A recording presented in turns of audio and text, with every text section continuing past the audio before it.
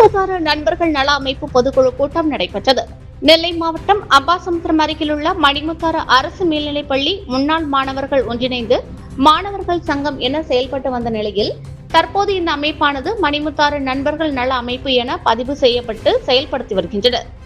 இந்த அமைப்பின் முதல் பொதுக்குழு கூட்டமானது அம்பாசமுத்திரம் தனியார் மண்டபத்தில் வைத்து நடைபெற்றது.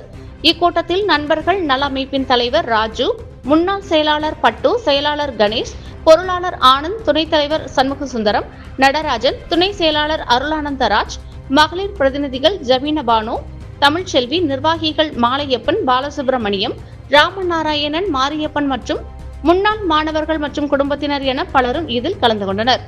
நிகழ்ச்சியை முன்னாள் மாணவரும் வழக்கறிஞருமான ரமேஷ் தொகுத்து வழங்கினார்.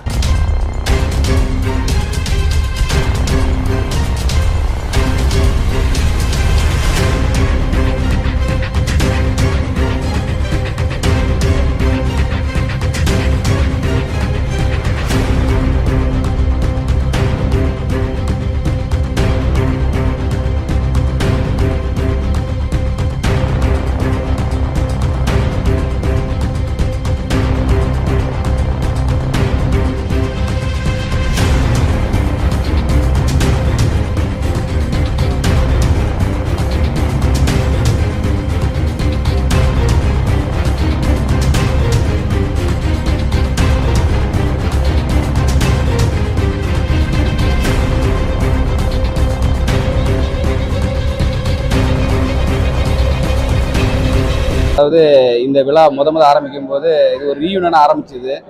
இன்னைக்கு பொதுக்குழு லெவலில் வந்திருக்குது. ஒரு சாதாரண ஒரு அரசு பள்ளி மதம், இனம், மொழி இதெல்லாம் கடந்து ஆக்சுவலாக இன்றைக்கி என்ன சொல்கிறேன்னா, தென் மாவட்டங்கள்னாவே ஒரு கலவர பூமி, அந்த மாதிரி சில ஜாதி சம்மந்தப்பட்டதெல்லாம் நிறைய இஷ்யூ பண்ணுறாங்க. இதுக்கு மத்தியில் இந்த வகுப்பறையில் இருக்கிற அனைத்து பொறுப்பாளர்கள், நிர்வாகிகள், அனைத்து உறுப்பினர்களும் எல்லா மதம், மொழி இதெல்லாம் கடந்து இன்றைக்கும் ஒரு நட்புறவுகளாக நாங்கள் வாழ்ந்துட்டு இருக்கோம். இதுக்கு ஒரு முன் உதாரணம்.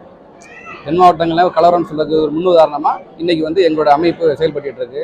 சாதாரண ஒரு ரீயூனியன் ஆரம்பிச்சது கிட்டத்தட்ட 4 தலைமுறையை கடந்து வந்திருக்குது. இது 1, 2 இல்லை 4 தலைமுறை கடந்து வந்திருக்குது. சாதாரண அரசு பள்ளி இன்னைக்கு நிறைய பிரைவேட் ஸ்கூலில் போய் லட்சக்கணக்கான செலவு பண்ணி நிறைய படித்து அப்போ கூட பெரிய லெவல் வர முடியல.